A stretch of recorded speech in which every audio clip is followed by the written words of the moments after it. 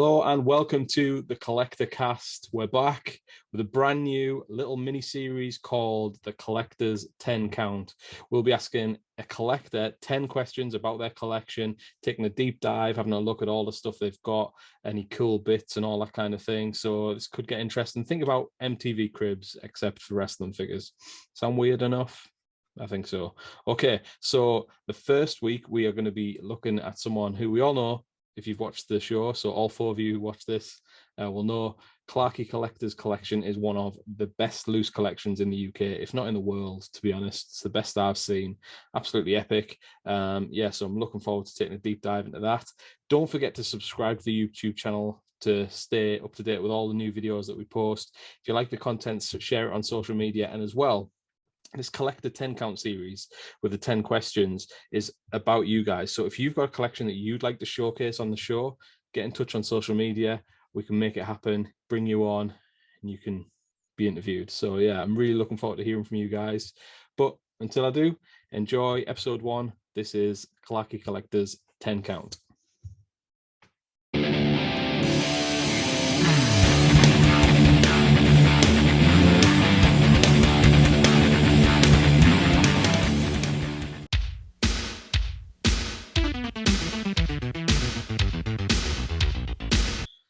So here we are, our first ever Collector's 10 Count interview, and we are with none other than our very own Collector Cast regular and co-presenter, Mr. Nick Clark, Clarky Collector. How are you doing, mate?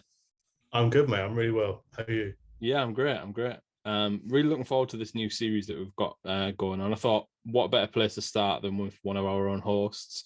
Obviously, a lot of people comment and ask about your collection behind you, so I thought, why not start there and take a deep dive into your collection? Yeah, let's go for it. Yeah, let's do it. So the way this is going to work, I've got 10 questions for you. We're going to ask the same 10 questions to everyone that comes on the show. And hopefully it gives us a better insight to your collection and why you collect the way you do. And hopefully we get to look at some of the awesome stuff you've got as well. So if that's all right with you, I'll kick off with question 1. Let's go for it. Let's do it. Question 1 is, why wrestling?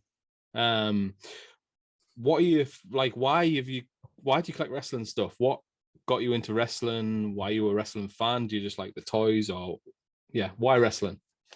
I genuinely, as an adult, I don't know, but I think as a child, I think there was elements of, I think 1990 Survivor Series was the first thing I ever saw, and I remember just being glued to the TV, seeing Warrior and Hogan with the belts just started inside being dual survivors of that event. I didn't actually see WrestleMania 6 until after that, which is weird because they're parallel events. But yeah, I don't know. I don't know what drew it to me. I think it's the like larger than life superhero type elements. But I think now as an adult, it's more the athletic ability and kind of the showmanship of the matches rather than storyline elements of it. But I think for me, it's always, and even more so with the collecting, which we'll come into later, the golden era, as it is called, and obviously the attitude era as well, was just prolific times as a fan. I've kind of gone full circle where now I'm removed from WWE and I'm watching AEW, but from a WWE WF standpoint, I'm kind of reverting back to the golden era and attitude era stuff with the customs and stuff. So it's I don't know, and it's rose tinted glasses in some respects as well, which for all of us. But I think there wasn't a time like it, and I think it's just having that instilled childhood memories that you can always revert back to. Instills a feeling. It's weird. Yeah, I think it's going to be, I reckon, because we're going to be asking that question first to everyone that comes on the show, I think we're going to get a lot of the answers the same. It's kind of, it's almost ingrained in you, isn't it? Once you've watched it when you're a kid, it's sort of something that just sticks with you. I don't know what it is about wrestling and what it is about the WWF product and obviously WCW later on and all that kind of thing. What it was about that kind of almost became part of us, didn't it, as wrestling fans at that time, during the 80s and 90s, particularly for myself. So I think it's going to be a common theme. I think your answer is going to be repeated a lot, but yeah, it's definitely worth noting that those are the eras, aren't they? I think I always I often speak to people who kind of got into wrestling in the like late 2000s and stuff like that, and I'm like, You missed so much. But also why? Like, not that it Well, was, not that, you know, people can enjoy whatever they enjoy, but we, when I say we, I mean people kind of our age, we're similar age. You know, people who are around in the late 80s and 90s and stuff are still kind of have that nostalgic feeling towards it now. I find it difficult to understand why people who got into it in, you know, the late 2000s, who are now, you know, but still collecting stuff. do you think probably a generation of kids that are now started watching wrestling in 2005, 2010, and now looking back and going, oh, I really enjoyed, you know, Batista and Triple H and Shawn Michaels and John Cena, and then look at them in the same way that we vicariously look at Brett and Shawn and Hogan. Absolutely, I think maybe as we've got older, we can, like you mentioned it already, the rose tinted glasses thing. Maybe it wasn't as awesome as what we thought it was when you go back and watch it. I mean, it'll always have a very special place to a lot of us wrestling fans and collectors. But yeah, maybe it's the same for people from that next generation of wrestling fan, for that generation as well. You know, they feel the same about something that actually wasn't as good as what you remember it. And that the same could be said for the Attitude Era and for that golden era as well. So I guess that's a fair point. Don't get me wrong. I mean, there's times when I'm painting, doing customs, and I'm watching Superstars just to get a reference, or I've got it on in the background, and I'm like, this is pretty rubbish. Yeah. At the time, it's like, this was amazing, but you go back and watch some of the events, and you're like, this is just rubbish. But yeah, totally. Yeah, there's been a few pay-per-views that I've had fond memories of and gone back and watched and been like, I don't remember it like that. But yeah, we'll move on. So question 2, obviously we'll talk to people, you know, across, because this is the first episode, we'll talk to people across a wide spectrum of collectibles, not necessarily just figures, but I guess it's going to be kind of figure focused, because, you know, we are the Wrestle HQ Collector Cast. I sell wrestling figures and all that kind of thing. So figures is going to be a dominant part of it, I would imagine. So question 2 is, what was your first ever figure or collectible? And do you still have it? Any stories behind how that came about? You were younger, or is it something you got into later? So I think wrestling wise, it went for our generation, it's going to be the Hasbros. Drew straight into those as a kid. But then as a kid as well, it was kind of Turtles. I mean, I've got some Turtles behind me on this side. You can see them standing down there. Turtles was big. A little bit of, like, do you remember the Mask toys, but not the movie, actually, like the Mask? They were like normal type toys, like army-based stuff. Yeah, I remember that stuff. Zoids, if you remember those. Rings a bell. They were interesting. I collected those for a bit. Transformers as well. I mean, obviously Transformers, yeah. But yeah, just anything that was kind of like prolific Saturday morning TV, like Bucky O'Hare. And, Thundercats. He-Man stuff to a degree. But it was, for the wrestling side, it was the Hasbros. I mean, I don't have it in my originals, but I think remember the first one was this. Just because everyone loves Owen. You know, just I think it was one of the first ones. So yeah, the Hasbros. We read with the story previously about how I sold my collection of Hasbros when I was like 23, and now 10 years later, I'm like, need another collection. See the Hasbros roughly behind me on there in the corner unit. We'll take a closer look at everything a bit later on, but yeah, the Hasbros was the start, and then I kind of fell out, and then we come back to where I am with the Elites, which is what all of this is. So we'll come to that in the next questions. But yeah, mainly the Hasbros. Cool. So in terms of wrestling, you got a Owen Hart Hasbro then. Was he probably your first wrestling figure that you remember? I think, from recollection, I think obviously everyone had a Warrior and a Hogan. They were common grounds, you know, the series ones and stuff. But from a recollection of having a figure, opening it and being like, wow, I've got one, like it was an Owen. Yeah. So that kind of leads me on to question 3 then. You've mentioned Owen Hart, and you said everyone loved Owen. Who's your favorite wrestler then? And what's your favorite collectible that you have of that person? It's a tough one, because obviously we go back to the golden era, but I mean, obviously Hogan and Warrior were big superhero like characters. Brett and Owen for me will always be in my top 2, top 3. I think Hogan and Warrior underneath that, or an equal playing ground of all 4. I can't really differentiate them. From Brett's standpoint, and I think the collectible I've got that I treasure, which I should put in a frame, but they just float around in my room here, is my OG Brett glasses. I actually purchased these at the 1996 Tour de Force house show at the London Arena, which is now gone. So the original 96. The original 96, there's a cool story behind them. So I kept them in the plastic. I had them in the plastic for years. was like, just what am I going to do? Open them and wear them and look stupid? I was like, I'm not going to open them. Kept them in the plastic. And then when I went to WrestleMania 29, I met Brett, and I had them there, and I was like, please, can you sign these? And he was like, I can, but they're in the plastic. And I was like, if anyone's going to open them, it's going to be you. And he was like, you sure? And I was like, yeah, go nuts. So yeah, he opened them up and he signed them, and they're just, I mean, everyone as a kid, again, from that same era, we all wanted a pair of these. We wanted to be that kid that Brett put his glasses on, and owning a pair of the OG ones from way back. And when I bought them, I was like, cool, I have a pair of his glasses. Maybe one day I'll get them signed. 25 years later or more, maybe 30 years later, I met him and he signed them. So it's cool to one, have these, two, the story, and three, that he signed them and he actually held these. And that's just like, I still find it surreal knowing that. Yeah, that's awesome, man. Like that's what this is all about. That's why we wanted to do this kind of mini series, because it's those kind of stories behind collecting. You can look behind you and think, wow, he's got all those figures, and but there's a lot of sentimentality behind a lot of those figures, but also some of the other stuff you've got as well. And that's kind of like, that's the cool part of collecting, the stories that are behind everything. And so yeah, that's a really cool piece. Nice, man. Good choice. Did you have others as well, or was it just, are you going to go? I think, this is another piece I got here. I mean, you were talking about how it got interesting. Like I dug this out a while ago. I think we maybe all had this at one point of our generation. This is like the annual of like 1993.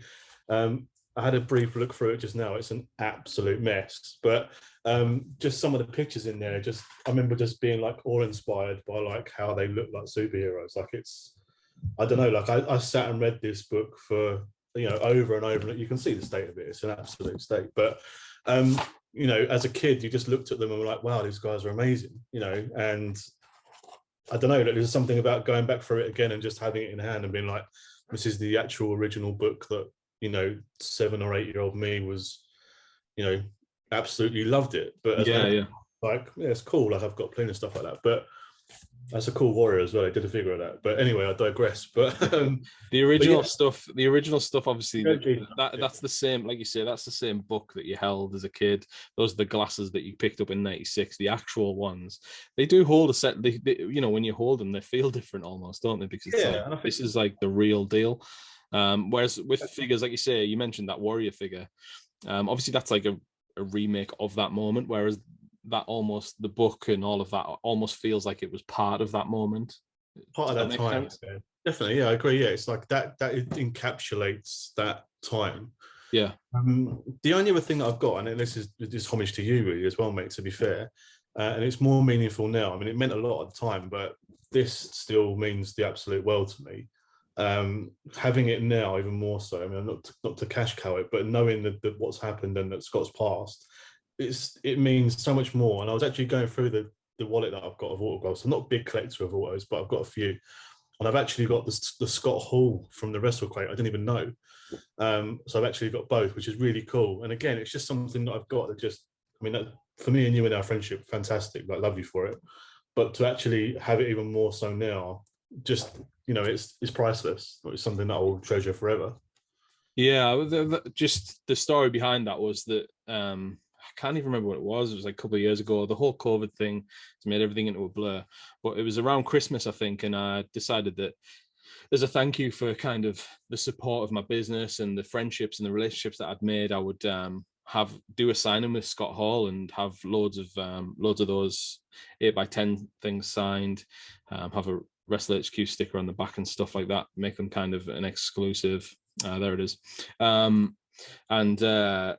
send them out for free to people who'd supported me, people who like I've become friends with. So yeah, that was the story behind that. So, and I knew obviously you were a massive fan of Scott Hall, Razor Ramon. So yeah, I knew you'd appreciate it, man. Awesome. So question 4. So we've talked about how you got into wrestling, all the nostalgia behind that. But what got you into collecting? We all remember obviously you talked about the Owen Hart as a kid and the stuff that you had when you were younger, but what got you into it? Like, that was when you were a kid. Well, how come you've got like hundreds and hundreds of them behind you right now? I don't know, mate. Next question. No, it's odd. I mean, I collected the Hasbros. We know the story about the Hasbros. I was 23. I was like, I'm not doing it. I'm doing the music stuff. I've got a bin bag filled of figures. let's just cash in, get the 300 quid, get rid of them. And then I'd kind of toyed for a bit around '05 and '06 with the Jack stuff, just kind of having that. I've always had like, felt like I've had a figure in my hand at all points. I've always had something around of certain people. So had a few Jacks for a bit, didn't really go nuts, kept a few of them mock, had like some of the Jacks classic stuff, the early ones, like the Series 1 Warrior. I think there was maybe a Hogan. I had a few on the wall, just literally just hanging up like as pictures almost. Got rid of them. And then I remember being at Comic-Con with a guy called Liam Tynan. We were at Comic-Con, we went to a reputable retailer stand looking at mock figures. And I was like, actually, some of these are pretty good. They've actually gotten really far. And I hadn't seen anything from the Elite line. And I was like, yeah, these are pretty cool, but there's all current stuff. And I'm not really, I wasn't interested in the products, but I was like, I'm not going to collect figures of, at the time, like Cena and, all the people that were around in like 2018 time. And he was like, well, if you just get one, you can just test the waters and see what you think and see what they're like. So I had a look through. I was like, I know if I get one, I'm going to want to get more. Same to like Sean's sentiments. We spoke about Sean as well. He was, if I get one, I'm going to want all of them or certain eras of people. So I walked around a bit more. We had a look around, had some food and stuff. And then I went back to the stand and I was looking up and was like, it was only 20 quid. It's not going to break the bank. And I thought, well, what am I going to get? There's too many here. And how am I going to choose? And then there's a story behind this, but this is the first Elite that I ever got. It's the OG Mankind, but this actually isn't the original figure because I gave the figure to Liam because I got this one, which is the Amazon exclusive. So I won't dive into it too much, but he's got the proper boots. He's got a couple of other little differences, different colors and stuff. Yeah, so his mouth isn't painted brown. Yeah, he doesn't have a poo face. Yeah, he's accurate. So obviously I got this and I was like, well, I don't need the other one because this one's more accurate. So I was like, you can have that because that was a cool moment. And then, yeah, it kind of just thought, right, well, I'll just get the classics and I'll start getting some people that I remember, like Taker, Sean and all of that. And then it gradually evolved. So I'm going to start getting the classic superstars of that. And then it just is snowballed to what it is now. But I think we'll come back to it later, but I've gone the full circle back around now to where I'm kind of like, I've slowed right down. To say that, I've just bought a whole set of 93 from you. But I have slowed right down on just having to have everything of everyone. And there's sections you can see probably from the last podcast, I've had a bit of a room around, change stuff about, and it's looking a bit different. But there's a couple of sections in this side over here where I was putting the figures in and I'm like, do I really care about that person? Whereas when I started collecting, I was like, well, I have to have it because no one else has got it and I want to fill the gaps and I want to get those figures. And the frustrating thing is that some of those figures we're talking of, like Ezekiel Jackson, Kozlov, Ted DiBiase Jr., they're not great figures, but monetary-wise, they actually hold a bit of value. So it's like I could cash out. But yeah, we'll come back to that after. But yeah, it basically just kind of snowballed. So I was like, I'm going to get all the bits that I want. And then it kind of got, I want to get a bit of everything. Then it was like, well, I don't know that person, but that figure's cool and I'll get it because it looks good. And then, yeah, it's just kind of evolved to where I am now, where I've got, different sections of like times. I'm trying to keep it kind of time-based in the way that it goes to kind of fill gaps. But then it's the custom side and as well, where I'm now creating stuff to fill gaps that's never going to get released in the way that Sean's done his collection, he's actually very specific as to what he wants that's never going to come out. And I'm kind of going down that route now to be like, right, we're never going to get Bad News Brown, or we're never going to get Hercules, or we're never going to get this, and I'm going to start creating more, certain eras of certain characters. Yeah, so you're trying to fill gaps that you can't just Mattel aren't quite feeding you enough. Is that what you're trying to say? I think it's that. I think it goes back to what we were saying just now about the sentimental value of characters that you're attached to. And I think for me, going full circle back to the golden era and actually, I'm like, actually, I really liked Grandmaster Sexay, or actually, I really enjoyed the Powers of Pain, or I really liked that look of 95 Bulldog. So I was like, they're not going to do that for us. So we could actually create them to fill those gaps in our collection that we can look back and go, oh, that was a cool time. I like that figure. And I made that as well. And that's really cool. So that's quite nice. Sure. Cool. Okay. So question 5 is, what in your opinion is the best figure in your collection? I've written here, it doesn't have to be your favorite figure. Just like kind of the best figure, in your opinion. likeness wise, or best overall finish, or maybe it was the packaging that got you. I mean, looking behind you, I doubt you bothered too much about that. But yeah, what was it? I think, and we spoke about this before, but I don't know why. And again, we spoke about this before, but I've just got real, for lack of better words, hard on for the Ultimate Kane. I don't know why that is. I just think that the likeness of it, obviously they replaced the arm and the stuff and the mask that was done, but this is my fix up with it. So this is what we spoke about before. I won't go into it too much because we've gone into it, but I've done the mask on him. He's got the black sort of washed hair. We've got the gloss boots. I don't know. I just think I look at it and it makes me think of Kane. Like it's just, Yeah, I don't know, like you look at it and you go, that's him. And I think there's certain figures where you look at them and you go, you look at this and you go, it's him, but there's little things you could do to make it better. And I think, yeah, just from a likeness standpoint, it's just really cool. Standout series, I think it was Elite 66 that had Tommaso Ciampa in it. 69.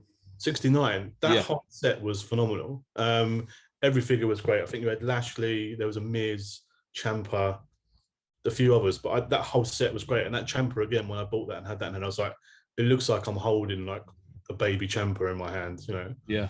I mean, just because you've just said that, and it's literally right next to me for some reason. I don't know why, but there he is. As if we planned it. But yeah, it is a great set. It's got that Lashley, that Miz is fantastic in there as well. It was the first ever Ricochet, which was really popular as well. Great. Yeah. Mustafa Ali, first one as well. It was a great set. I wish they'd do more sets like that. And stop releasing people and then releasing their figures. Anyway, that's not what this is about. But yeah, I think that's the Kane. I mean, the Taker Ultimate's great. There's a lot of stuff.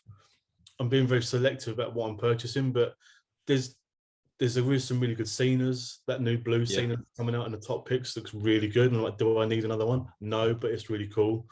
But you've got a hell of a lot of it. Do you know how many you've got? This isn't one of the questions, but like, do you know how many?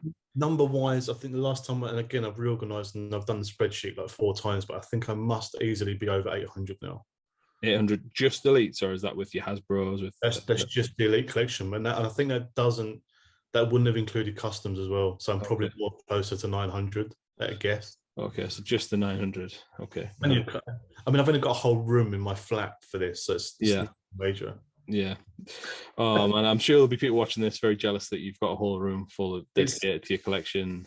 Don't get me wrong, it's a blessing. Like I come in here and you can see I've been creating the room and trying to tidy up and get everything in there. A lot of interest for the custom bespoke stands that I got made. They are specifically made for those units for the certain spacing and sizing. That wasn't cheap, but I'm not here to swing anything around and go, look, I've got this cool display. It's like, if I'm going to have this collection and make it something to enjoy and cherish, you're going to want to display it properly. Yeah, it looks great. It does look great. Opportunity to do that, and then living somewhere I can do that is awesome. Yeah, it looks fantastic. All right, so question 6. We've talked about your favorite figure, and you kind of just, I think we know what you're going to say and answer to this is, but maybe you'll surprise us. What is your favorite ever line and manufacturer of wrestling toys? It's just got to be the Hasbro's. The Hasbro's are just, again, it's nostalgia. But a lot of the classic elites, some of them when you get them, like the demolition figures, are fantastic. Mad hard to get now and super pricey. A lot of the classic stuff is just really cool. I would love, and again, it goes back to what I said earlier about trying to slow down and trying to be a bit more niche about what I'm collecting. I would love to be collecting all of the Zombie Sailor toys and the Cella stuff. 1, there's too much. 2, it's difficult to get here. I've just got the retros that got released, and they were not stressful, but just annoying to get hold of. We've spoke about the Superstars line. They're really cool. I wasn't really fussed about them. I got them in hand, and I'm like, I love these. There's just too much, and as much money as we earn in our own day jobs, and we're both working hard, and we're probably on decent salaries and whatnot. Same for Sean. You're throwing money at this stuff all the time. There's a new Elite series coming out, then there's some Ultimates coming out, and then there's a series of Cello coming out, and there's a series of Zombies, and then there's other stuff that I collect, like the NECA Turtles and stuff. And it's just, you've got to be real. I'm trying to just be real selective about what I want. I think my direction moving forward is going to be that I only kind of buy what I think is going to fit in my collection. Whereas when I started and when I first started talking to you, it was just consume, consume, consume. I need it, or I need it, or I need to make a collection. And Yeah. certain elements of it as well is like, I've got this first, I've got the big dick. We're all in that same niche to have that part of our collection. We all do it. You know, I'm not going to say that I don't, but I think that element of that being that I have to be the first person to get that, to show it, get the Instagram likes and all that stuff. I'm completely beyond that now as a collector. As a customizer and a creator, that's gone over that side where I'm like, look at this, I've made this, I've worked with X to do this, da da da da da. So it's kind of, yeah, it's a weird, I'm in a weird limbo stage with it. But going back to what you said, I think the Hasbro's always been number one, but number two is going to be the Elite line because I've got a whole room full of them. Yeah. But being able to create additional stuff and custom stuff is way, I think, more fulfilling than being like, look, I've just got Elite 93. And it's like, well, no one cares. Anyone can get Elite 93, but can you get, you know, this custom that's one of one in essence, or maybe me and Sean have made the same custom, or, you know, we've maybe 3 or 4, 5 to 10 people have only got a version of that in their collection. And I think that for me is cooler. Yeah, so in essence, you answer the question of what your favorite ever line and manufacturer is. It's Hasbro, Mattel, and yourself. Everything, yeah. Yeah. It's interesting that you said Hasbro first and then went to the Mattel stuff. It's kind of like the Hasbro's is the nostalgic side, despite the fact that, you know, the bulk of your collection is elites. You just said you've got, you know, up to 900 with your customs. The Hasbro's that you've only got, I mean, you've got them all, but like the retros, it's you almost value the nostalgic side slightly higher than, you know, the kind of the grind of collecting side, which is interesting, isn't it? I'm sure maybe more people would feel like that as well. Nostalgia plays a huge part in it all, doesn't it? And I think there's got to a point where there's no real, I mean, if some people saw my post recently, I finally got Hillbilly Jim Loops. Totally eluded me for ages, but there's no, in some respects, there's no classic superstars left I need to get because I've got them all. Yeah, I was very lucky when I started collecting sort of 2018 pre-COVID. You could get hold of stuff like Akeem and, you know, Demolition, LOD with the red spikes and all the stuff. All the early legend stuff you could kind of get. You might pay a bit of a premium, but I remember paying 60 quid for all the Demolition and thinking, oh, that's a bit of a stretch. Like, I've got to pay. They're normally, well, they're 20 quid each. So I guess that's all right loose. I'd rather have them in the box, but they're second hand. So 20 quid will do, 20 quid each. That was all for free. You can't even get Crush for 60 quid now. It's crazy. The whole thing is totally crazy. I mean, I kind of started my business of selling this stuff and getting into knowing what was worth what at a similar time. I mean, you'd been collecting a little while longer than that, but if you think about it, I think our first ever interaction together, or one of them that we kind of always bring up and jest about, is that you were buying a CM Punk off me, weren't you? And you know, it was back and forth about the price and stuff, as you do. And you know, obviously I was far too expensive and you were far too cheap and all that kind of thing. And I just think it's hilarious because I can't actually remember what it was. The ringside exclusive ECW one, is it? It was. I think I have it to hand somewhere. I'm not going to dig it out, but yeah, I've got. We'll stick a photo up. We'll stick a photo up. I've got a box version of him now, but yeah, I think we're going back and forth. If memory serves me correctly, it wasn't complete, and you wanted 35, and I was like, I'm not paying 35 for that without it or having all the parts. And he was like, well, it's a rare figure, mate. Like, shut up and deal with it. Yeah. And I was like, well, no, like, does that include postage? He was like, no, postage is extra. I was like, this guy, like, this ever the businessman. No, it was like we were really. What's funny about that though is that, you know, 35 quid for that figure now, you'd buy 20 of them.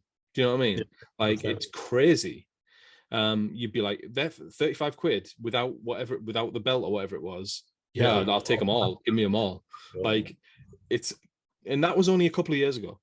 Yeah, we're not talking about, you know, Hasbro's, you know, back in the day when they were like £3 in Woolies or whatever it was. We're talking about 3 years ago, 2 years ago. Well, I've got a similar story. Like, there was another time when, this doesn't relate to us, but there's another guy called Turbo Toys who I'd love to get him on there and have a collection, catch up with him and get him on the show and stuff. Great guy, great, fantastic. He was after an Akeem for absolutely ages, and it was just before COVID. And I found one on Facebook Marketplace, one of the American groups. Somebody was selling a collection, like 4 or 5 figures, and I was like, I see you've got on Akeem, right? I don't need it, but I know, like, in my head, I'm like, I know he wants it. So I was like, how much do you want for it? And the guy was like, $60. And I was like, it's a bit of a stretch, but I know he wants it and he's going to love it, so I'll get it for him. So I picked it up for him. Got it. It was in like near mint condition. The hat had a few marks in it and stuff, but negligible. To get that now is, one, impossible. Two, you're looking at minimum 300 quid. Yeah, it's insane.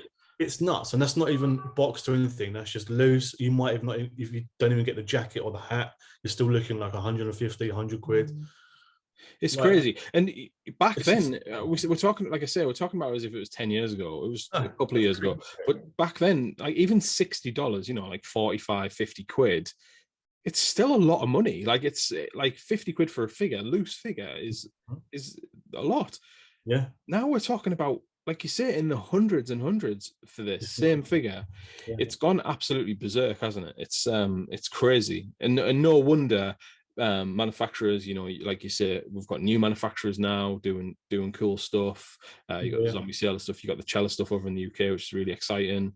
But obviously Mattel are like, right, this market is now ripe for the picking. People are paying 300 quid for stuff that they were paying $60 for 3 years ago. Let's just release as much stuff as we possibly can. Superstars line, Masters of the Universe, Ghost. They're doing crossovers with Ghostbusters and Turtles. They're doing Elite lines every single month. They've got Target exclusives, Walmart exclusives. Like, they are pushing everything at us because of the mark. Because they're like, whoa, people are paying this, right? Let's cash in. That's what it's for. Let's not make no mistake. Collectors create the market. The manufacturers just exploit it. Yeah, and that's just how it goes. I remember again, I got I know it was just before, just early days of my collecting, but I was like, I'm collecting all the classic stuff, so I'll grab them, but I'm not a massive fan. I got the Texas Tornado, both versions, and the Kevin Von Erich figure as well? From the Legends, obviously the Kerry, the Kerry's and the other brother. I got all of them for like £80, and I was like, not massive on Kevin, I don't remember him, but I want the Texas Tornado, he's cool, and the other one, I'll take the hit.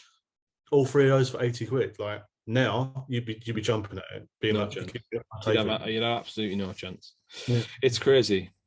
Okay, moving swiftly on then, and it kind of ties in as well, so it's cool. Of all the items in your collection, what was the hardest to get hold of? I've kind of got like a caveat on that, and what was the most expensive as well. So feel free to ignore. You don't have to answer that or tell us how much it was. You can tell us it was the most expensive. You don't have to say how much you paid. If you feel comfortable, then go for it. So what was the hardest to get and what was the most expensive, or were they both the same thing?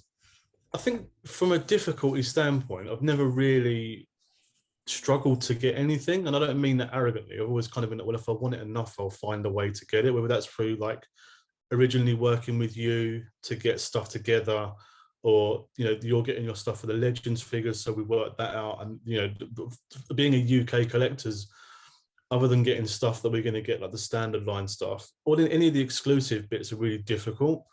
I don't really think there's been anything where I'm like, oh, I really struggled to get that. From an expense standpoint, ironically, and you won't be happy about this, but paying through the rear for this, it's you have some figures over here, you've got to just take the hit and take the punt, and if you want to pay, you got to play. When you want to play, you got to pay. Sorry, like the other way around. But you want to be involved and you want stuff, you got to pay to play, and that's a frustrating part of collecting being over here. I don't really think I've been kind of like, I think the only thing I've missed out on there's been some of those Amazon exclusives where you're just like, oh, I missed the hit. They come online at 2 a.m. I was asleep, and then you've messaged me in the morning and gone, did you get one? And I go, no, because I was asleep. Yeah. So like the Shawns, I've missed the Shawns completely, and I'm not sweating about it because I know they'll come back around and I'll get one. And the Triple H's will come back around. I've got them on order.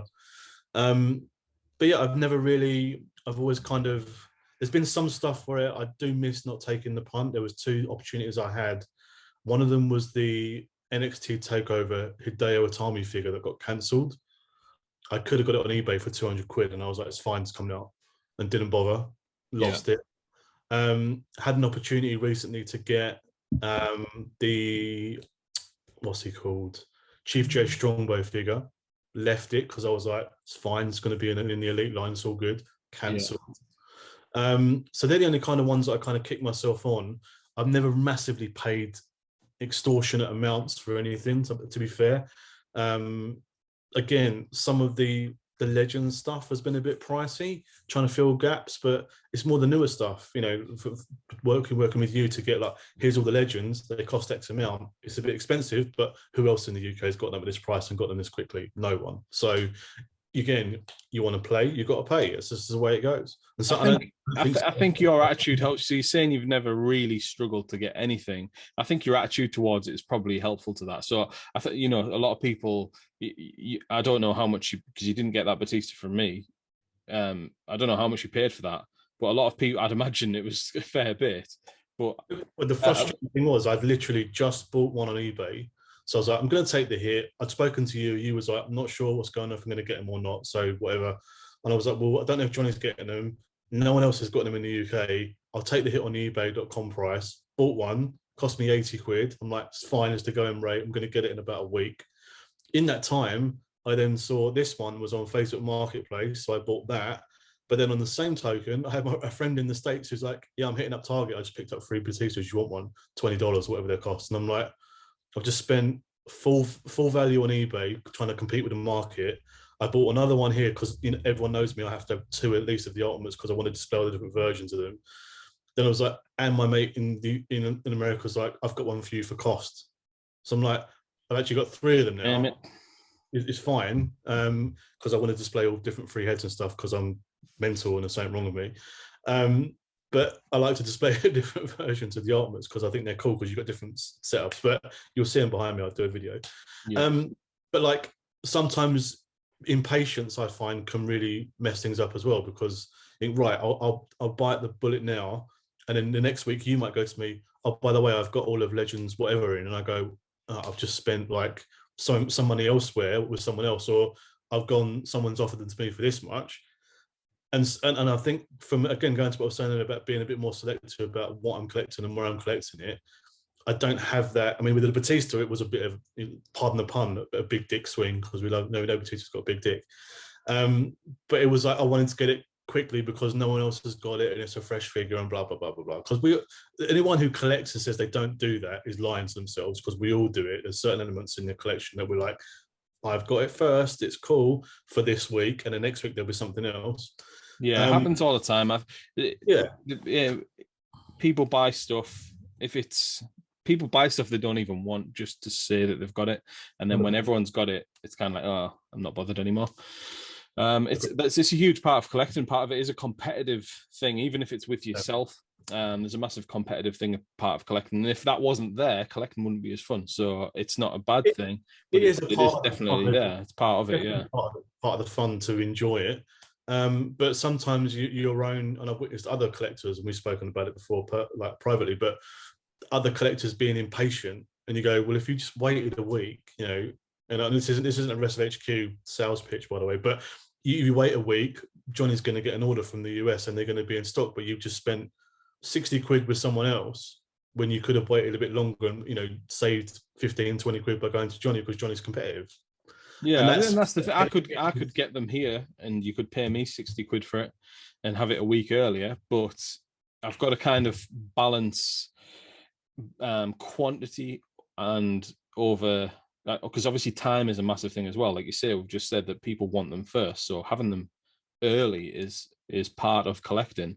So for me as a business, I've got to try and balance how quick do I get them versus how much should I be charging for these, because the quicker I get them, the more I've got to charge.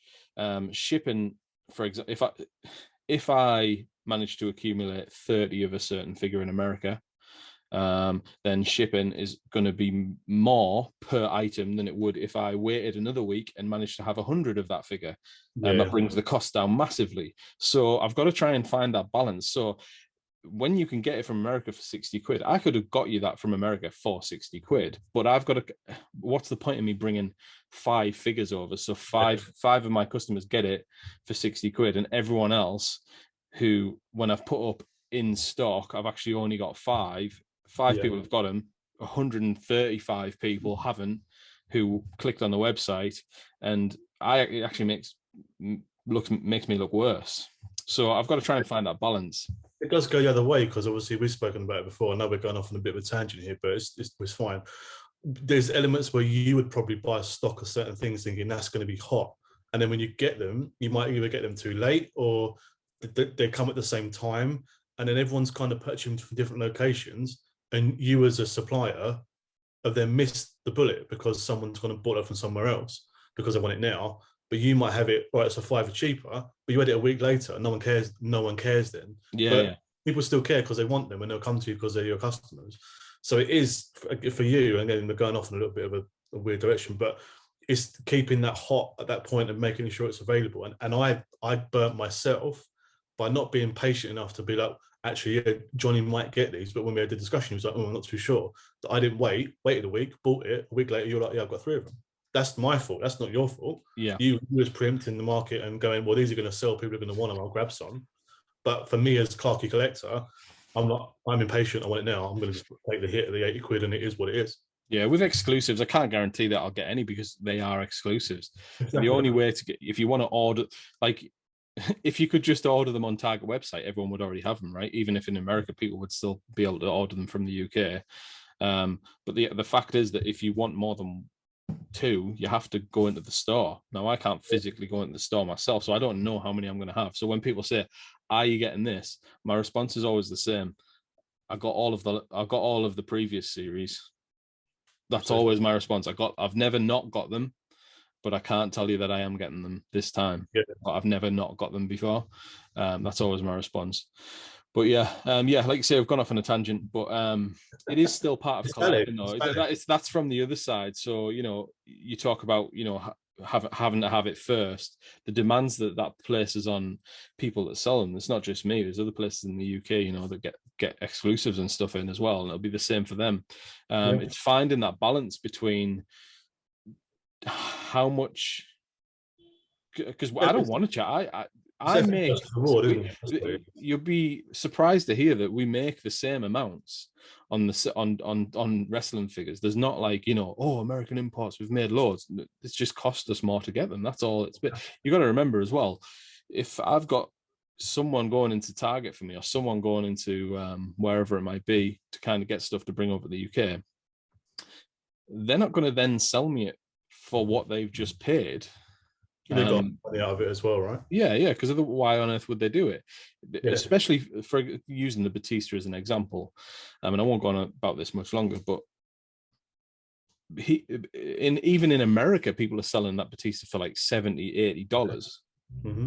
So why would they sell to me for any less than that? You know, unless I was buying 1,000 of them, they could make their money that way. But we all know there isn't. It's impossible to get 1,000 of those guys. Anyway, there you go. So that's it from the other side. There's it changes the pressure for people who are trying to supply this stuff as well because of the way that the collectors are in terms of wanting to have it quickly. So there you go. Okay, question 8. Oh, you didn't tell us your most expensive figure. I don't know if you're deliberately avoiding that. I know you've got some stuff behind there. I think. What about your most valuable? I mean, this not what you paid, but wasn't one of my most expensive figures, but it is my most valuable, and I didn't pay a lot for this. Again, it was one of those figures that came around, and I was like, it's part of the classics line. It's going to get a release. I'll grab it. I'll probably upset a lot of people and say I paid £30 for this. Mad, loose as it is, insane. But I know you've got like all the Hasbros as well, though, haven't you? Like the big guys in there. The Hasbro collection story, while we're here, we'll keep it brief. But I was collecting the Elites. I think I spoke to you about it, and I was like, I want to get back into Hasbros, but they were on the cusp of creeping up, and I was like, well, I know the Series 11s are going to be crazy. They're going to cost a lot of money. And I remember it was just as I was starting to sell my wrestling belt replica collection. Some of you may know me from that. Got friends in that hobby. Don't have any of them anymore. And I was like, right, I've sold one of my belts. It was the Universal Championship. I was like, right, I'll just sell one. I can get some money for that. I got $750 for that. And I was like, right, I've got a chunk of change. Let's see what's going on with the Hasbro. So I think I joined the group called, I think it's the Legion of Hasbros on Facebook. It's pretty cool. Or the British Bulldogs group as well. There's a couple of them. jumped in there, and there was a guy in there. I think Legion Hasbro's more recent. I think it was the British Bulldogs on you'll have been. Legion Hasbro is a really cool group as well. Awesome. Go join it. So yeah, I jumped into there and was like, let's see what we got. And there was a guy in there who was like, my work van's broken down. I need to get the engine replaced, selling my whole collection. How much was it? $750. I was like, cash back. I'll take the whole lot. All good. Bought the collection. It was effectively everything in the collection apart from the 1, 2, 3 kids. Now, if you look at it now, the Series 11s on their own are more than 750 quid. So I was very lucky. Don't get me wrong, there are certain figures in there that are a bit sketchy. Accessories are missing. They got some skin fade that I've just noticed while I'm sitting here looking at him, talking about him. His head is white.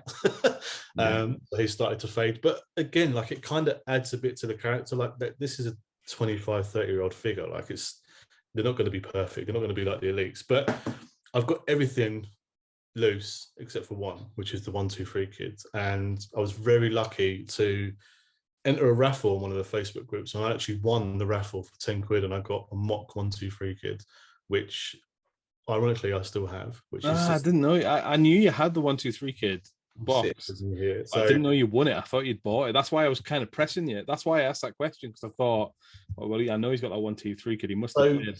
There is a story behind this as well. So I won this in the raffle with the intent when I got it to open it, and then obviously COVID hit and they all went mental. So the one I won in the raffle, I actually ended up getting graded, and then I sold that, and I made a silly amount of money on that. But I kept the one that I purchased. So that one cost me pre-COVID about 200 quid. Nice. Which is nice. Now, it's decent. That's another part of collecting. And we're going off on tangents, which, was always going to happen with us too. But that's another part of collecting that we haven't mentioned is, it's a great way of making money. And it's almost a hobby that if you're clever enough with, I mean, I'm not going to say it pays for itself, but you can certainly offset a lot of the costs if you're clever enough. And if you know enough about figures, you can pick up deals and, trade stuff and sell stuff to make money to buy something else.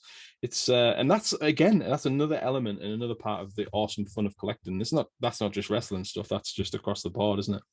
All right, must get on to the next question. I've got a feeling this is going to be very quick.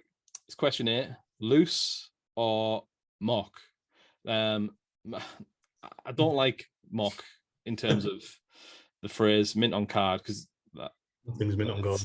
It's not talking about I get loads of people messaging me saying, "Oh, is it mock?" And I'm like, "Well, yeah, it's still in the box. It's never been opened, but the box might have bashes on it and stuff."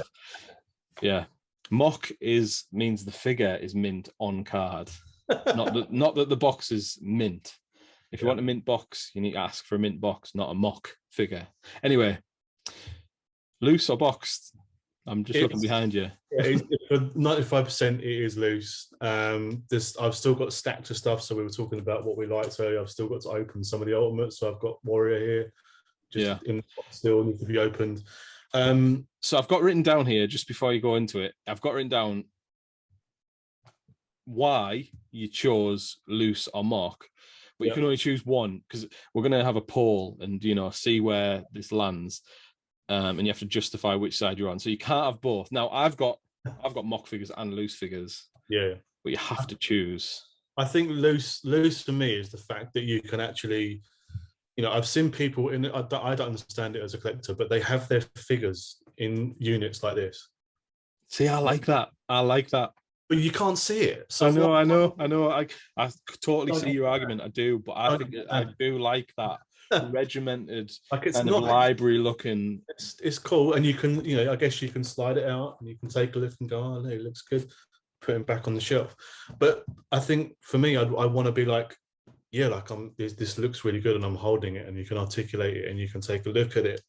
In the box, you can't really do that. But I can appreciate some of the boxes that they've done are really, really cool, like the NXT Ciampa, the Taker that come out for the Boneyard, or not the Boneyard Taker, but the other one before that. There was a Smiths exclusive. Yeah, the Walter UK figure they did.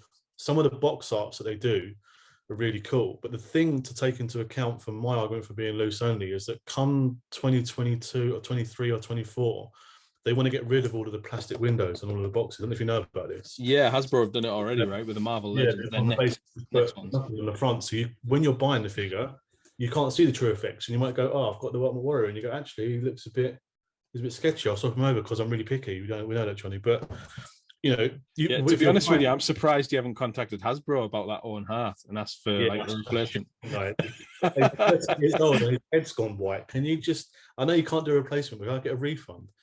Yeah, it's gonna get a refund for this 1, 2, 3 kid because it's like Yeah, like 800 quid. value's Is that about right? £900. Yeah. But yeah, for me, it's loose. I think the more just you can move them around, you can look at them. You can, for me, I can move my room around. I can change where they are. I want to look at a figure. I can actually look at it.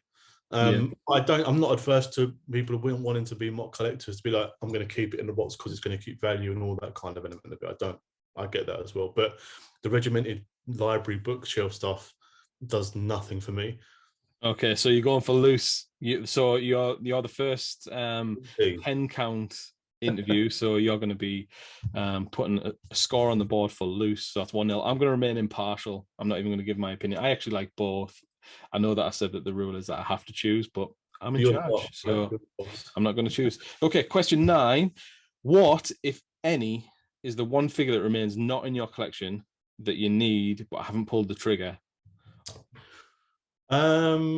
It's weird. So Hillbilly Jim was one of them, which I got recently. So that was cool. There's a couple of legends that are basically the same as ones that got re-released. So there's the red jacket Ricky Steamboat. I never got that. There's a Stone Cold Steve Austin from Legends 1. Why? Don't need it. But I think There's a Hall of Fame. There's a Hall of Fame variant as well. Yeah, like, do I care? You need them both, mate. Yeah, I need them all. I was just looking behind you there. I was like, that he doesn't have that Austin. It looks a bit rubbish. No, he's got, but if he's got 10 others, but he has got that one. I'm trying to think. There is one. There's the Commissioner Shawn Michaels builder figure that came with this set. You don't have that.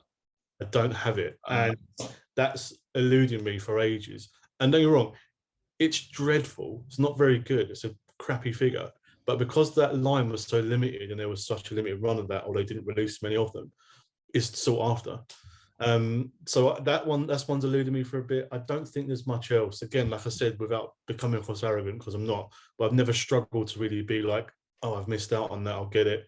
They normally come back around, or I'll find a way, whether it be through you or others or eBay or friends and other collectors, of like, I'm trying to get hold of that and I'll get it. But yeah, from a standpoint of, I mean, there's some, I'm umming and ahhing about it, but there's some WCW bits that I know I had that I gave to you where I was like, I should have kept them, but they're not part of my collection. So on a tangent, I know we're talking about this, but I collect some WCW stuff because it's new and it's cool, but I don't actually have a place for it in my collection. So I was thinking about this earlier. I'm looking at those two steamboats thinking, it's a cool figure, it's decent.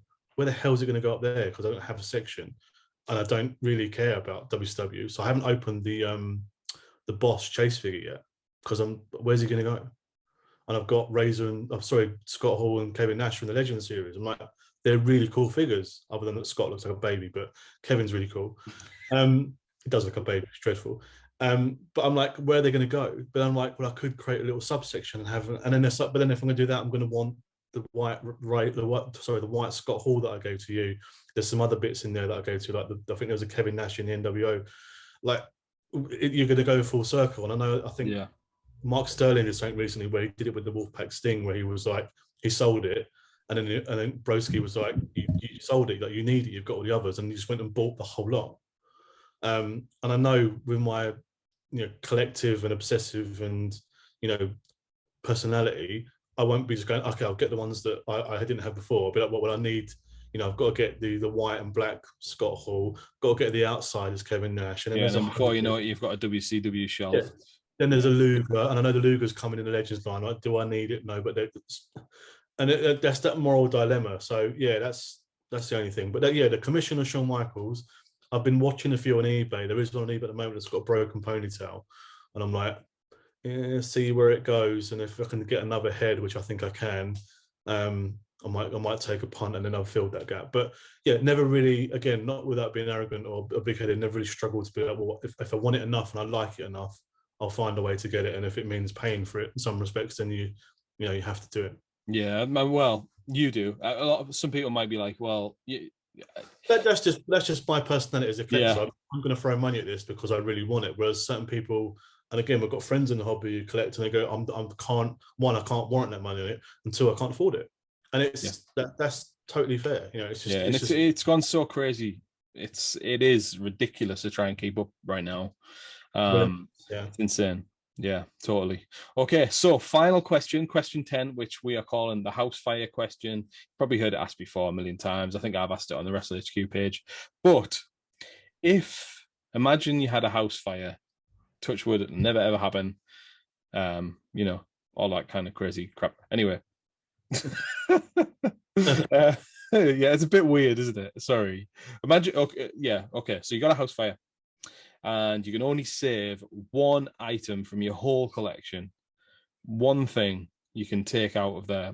What is it? Have we already mentioned it? Is it something what are you going for? It's got to be, isn't it? It's the monetary value of it at this stage. I mean, times could change and it could drop, but if I was going to grab anything, it's the value of this, and that's why it's still sitting in this box. You know, I can't. I did have the intent of ripping it open because the card isn't perfect, but it would probably grade okay. But it's this, unfortunately, and it's dreadful. It's one of the worst Hasbro's they ever made. Yeah, it's gross, isn't it? It's not great, but it's weird how he and the 11 Series 11 stuff, you know, when it's good. But then I'd probably try and grab them at the same time and just, you know, take the whole lot. You know, it's hypothetical, but yeah, I think if I was judging on a monetary standpoint, it would be that. But sentimental standpoint, there'd be too many. I'd be taking out a bin bag. Okay. Well, there you go. So that's your 10 count. Thank you very much for being so open and honest about everything as well. It was really cool. Yeah, so if you've got an awesome collection, get in touch on social media and you could be on next. Really, really looking forward to hearing from loads of you guys listening.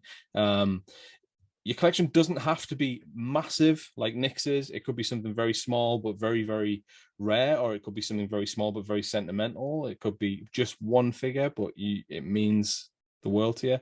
Whatever it might be, drop me a message and we'll get you on, and you can do your 10 count as well. Yeah, but other than that, nothing left to say, but we'll see you next time. Don't forget to subscribe on YouTube, and we'll catch you all later. Peace. Next one.